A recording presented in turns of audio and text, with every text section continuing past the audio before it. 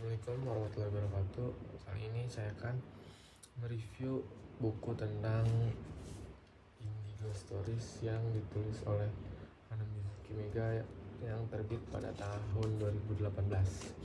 Buku ini cocok banget buat kamu yang suka cerita serem, tapi bukan cuman serem-sereman doang atau cuma bikin merinding doang, tapi ada maknanya juga. Buku ini wajib banget dibaca. Ini bukan kumpulan cerita horor biasa, tapi ini kisah nyata penulisnya sendiri. Diceritain pakai bahasa yang santai banget, kayak lagi dengerin cerita temen aja. Ini ceritanya soal Agni, cewek yang pendiam banget. Dari umur 5 tahun dia udah punya mata batin, jadi bisa lihat, dengar, bahkan ngobrol sama makhluk halus. Awalnya dia takut parah, tapi lama kelamaan dia bisa menerima bahwa dirinya itu anak indigo. Terus dia juga sering dikira orang yang suka berhalusinasi, terus juga suka dijauhin sama orang-orang. Tapi ternyata nggak semua makhluk itu jahat. Banyak yang sedih, bingung, atau cuma butuh pertolongan biar bisa tenang aja. Dia ceritain semuanya, mulai dari kejadian di kamar mandi sekolah, di rumah kosong, pas ke makam, sampai ketemu arwah yang masih nyangkut di dunia. Yang paling berkesan sih rasanya nyata banget tempat kejadiannya, di mana aja yang biasa kita lewatin. Jadi pas baca tuh merinding sambil mikir, wah ini bisa kejadian di mana aja deh.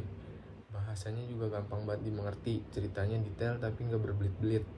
Tiap bab ceritanya berbeda-beda, tapi tetap nyambung sama perjalanan ceritanya Agni dari awal masih kecil sampai dia sekarang, sampai dia udah gede, sampai akhirnya dia juga udah bisa menerima dirinya apa adanya.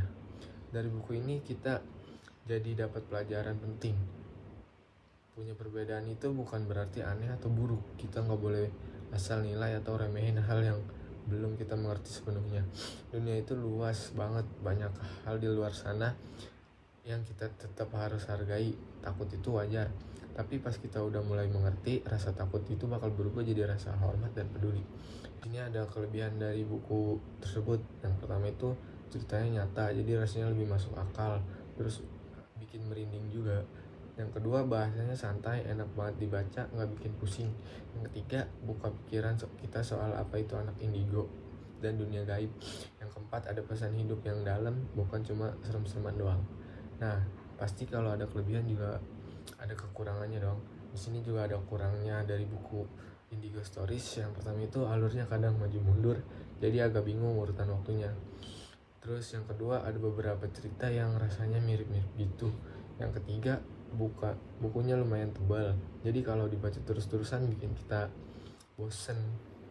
Kesimpulannya ya, dari buku Indigo Stories cocok banget dibaca buat kamu yang penasaran sama dunia gaib, suka cerita seram tapi sekalian pengen dapat pelajaran hidup.